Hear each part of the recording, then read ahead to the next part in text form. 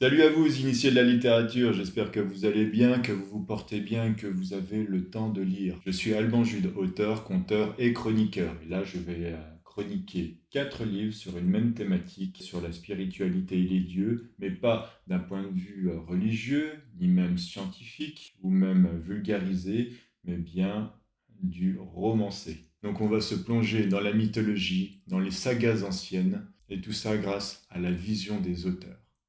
Je vous ai fait une sélection de 4 livres, il en existe d'autres. Moi, c'est ceux que j'ai appréciés et j'espère que vous allez apprécier également. Préparez-vous votre café, votre boisson chaude, ce que vous voulez, et c'est parti pour rentrer dans l'univers des dieux.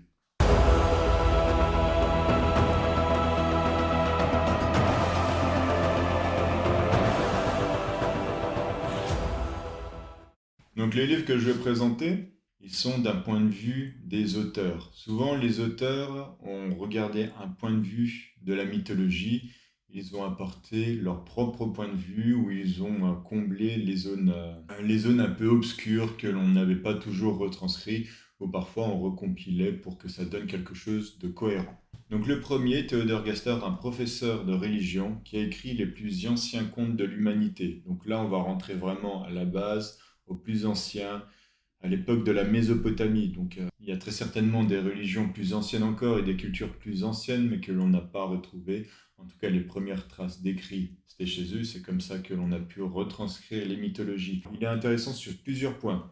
Déjà, ce professeur, grâce à des recherches, il a compilé en fait différentes tablettes d'argile qui racontaient les mythologies d'autrefois. Ça manquera peut-être un petit peu d'émotion, ça manquera parfois un petit peu de sentiment, mais en tout cas, les histoires sont fidèles à ce qu'elles sont et ils nous embarquent toutefois dans une histoire et on suit les protagonistes comme si c'était des héros. Ce livre est très intéressant parce qu'on se rend compte qu'il y a énormément de religions, de cultures qui ont repris leur base par rapport à cette mythologie. C'était comme si c'était le point central de toutes les autres religions. Alors attention, quand je dis le point central de toutes les religions, il faut le prendre bien sûr avec des pincettes, mais on y sent l'inspiration. Par exemple, on parlera du déluge dans ce livre. Du moins, ils en font référence. Là, ils en parlent. On va également découvrir tous les dieux d'autrefois, la culture et le point de vue, mais également la morale qu'ils avaient. On va retrouver beaucoup de fois le nombre 7, nombre 7, enfin le chiffre 7 revient à ses origines. Et on va reconnaître, on va dire, quelques divinités qui seront plus tard retranscrites, retransformées, par exemple dans la mythologie grecque, romaine et autres. Comme quoi, au final, toutes ces histoires partaient de celle-ci. Voilà. C'est là-dessus où je disais que c'était un point culminant, un point phare de nombreuses autres religions. Et je trouve que lire ce bouquin, ben, ça permet en fait d'avoir une sorte de clé qui nous ouvre la voie, on va dire, sur un point de vue mythologique, hein, de passionné, qui nous ouvre la voie sur la compréhension en fait de comment les choses ont évolué. C'est super intéressant, donc je vous le conseille. Ça, c'est la base des mythologies. Là, je vais vous en présenter un. Je pense qu'il y en a plus d'un qui vont être intéressés, parce que ça a été vachement à la mode et ça l'est toujours un peu. Donc en plus par Neil Gaiman. C'est la mythologie viking. Alors déjà, le mot viking, normalement, les historiens, ils y croient pas trop. On devrait plus parler d'une mythologie nordique, mais on va pas commencer à chipoter. Néanmoins, cette mythologie nordique, cette fois-ci, elle est très immersive. Mais là, on va pouvoir voir avec des émotions, voir Thor, Odin, Loki. D'ailleurs, Loki, bon, ceux qui s'intéressent vraiment à la mythologie nordique, vous savez, c'est pas le dieu du mal. C'est un coquin, c'est un petit malin, mais il fait parfois des choses bien. C'est un peu l'équivalent du dieu Seth chez les Égyptiens. Le dieu Seth, pour ceux qui connaissent la mythologie, il n'est pas toujours méchant. Enfin, il fait aussi des bonnes choses. Et bien là, c'est pareil. On va se rendre compte du véritable caractère des personnages. Et même Thor, d'ailleurs, hein, qui est vu comme un dieu grand, puissant. D'ailleurs, avec les Marvel, on lui redore un peu son blason. Là, on se rend compte, enfin, en tout cas, le point de vue de l'auteur, donc Neil Gaiman, lui, il va en faire quand même un personnage un petit peu prétentieux et c'est marrant de voir Thor de ce point de vue-là. Et donc, on va suivre leur saga. Et pour ceux qui adorent le médiéval fantastique, le Seigneur des Anneaux, entre autres, là, vous allez aimer parce qu'ils se battent contre des trolls, des géants. Enfin bref, on est vraiment dans des sagas épiques guerriers de la mythologie viking. Alors celui-ci, je pense, enfin pour moi, c'est le meilleur de tous ceux que je vais vous présenter, mais c'est mon point de vue. Donc Madeline Miller, qui a écrit Circé. Circé, ça se passe durant la mythologie grecque. Pour ceux qui connaissent un peu la mythologie grecque, je vous dis Circé, de façon... enfin, vous voyez très bien où on veut en venir. Alors normalement, Circé, c'était une sorcière qui transformait les marins en cochons quand ils s'aventuraient sur leur île. Eh bien là, on va dire que l'auteur, elle a utilisé les points obscurs, les non-dits de la mythologie, donc libre à interprétation, pour dire ben, pourquoi est-ce qu'elle agissait ainsi, et dire qu'en fait, ben non, c'est pas une méchante, c'est juste qu'à un moment donné, c'est une femme, une déesse, mais une femme qui s'en est pris plein la tronche. Elle a été au début on la voit dans l'Olympe, où elle est avec les autres dieux, les autres déesses. D'ailleurs, les dieux et les déesses à ce moment-là, ils ressemblent à des nobles très prétentieux qui prennent tout le monde de haut. Et les dieux les mieux cotés, les mieux dorés, ce sont de gros prétentieux. Et il y a les déesses, quant à elles, dans ce monde patriarcal, même dans le monde des dieux, eh ben, elles essayent un peu de trouver leur place. Les meilleures, comme Isis, ben, du coup, elles sont vaniteuses. Quant aux autres, elles se regroupent entre elles et elles ont une solidarité féminine. Mais dans la solidarité féminine, même dans la solidarité humaine en règle générale, pour souder cette solidarité, il y a toujours un bouc émissaire, une personne du groupe qu'on n'aime pas et qu'on rejette. C'est Circé. Circé va être bannie de l'Olympe. Elle va devoir vivre toute seule sur une île. Au début, c'est une femme aimante. On la voit un petit peu comme une victime, et puis elle veut juste faire les choses bien.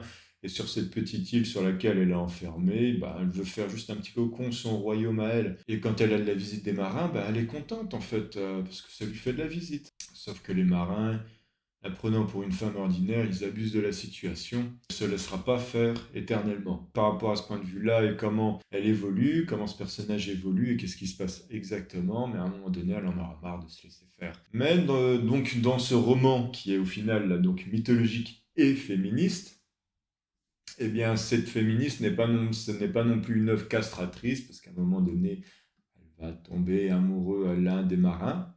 Pour ceux qui connaissent la mythologie, ben voilà, pour les autres, pour ceux qui ne connaissent pas, je vous laisserai découvrir.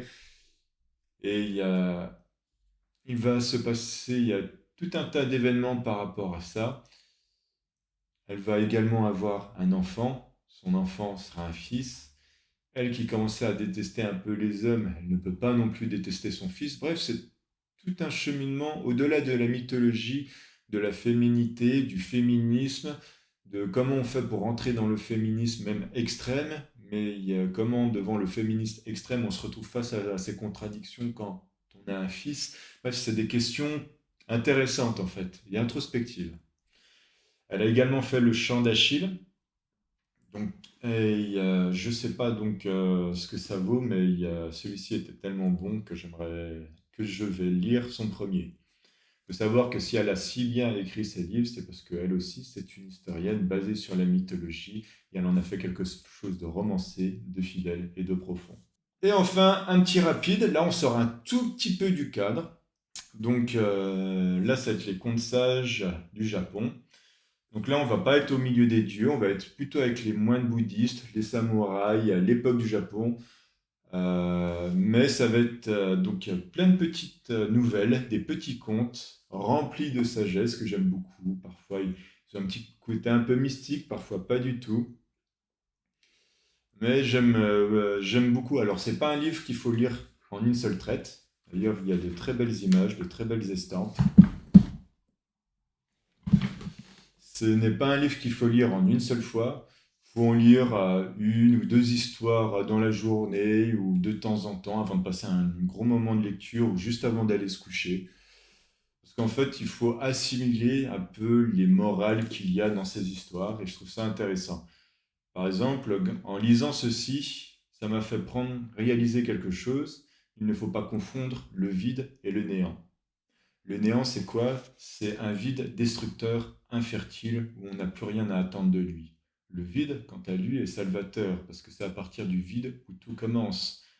C'est quelque chose de fertile. Par exemple, une feuille blanche, c'est le vide, parce qu'on peut écrire plein de choses. On peut écrire, on peut faire des rapports, on peut écrire une nouvelle dessus, on peut faire un dessin, on peut même faire un origami. Alors que le néant, ce serait plus une feuille moisie. On ne peut plus rien en faire. Voilà, le vide et le néant. Mais il y a d'autres sagesses à l'intérieur. Parfois, ça serait bon de le relire. Je pense que je le relirai un petit peu de temps en temps. Donc voilà, c'était la compile des livres que je voulais vous présenter. J'espère que ça vous a plu et que vous avez passé un beau moment et que peut-être vous allez vous laisser tenter par l'un d'entre eux. Alors j'aime beaucoup ce genre de livre, peut-être que vous en connaissez d'autres, donc des mythologiques immersifs, romancés. Donc si vous en connaissez, dites-le moi, ça m'intéresserait. Moi j'en cherche particulièrement sur l'Égypte antique. Mais après, je suis preneur de plein d'autres choses. Voilà, allez, portez-vous bien et lisez bien et à la prochaine et n'oubliez pas, un petit pouce et abonnez-vous si ce n'est pas déjà fait.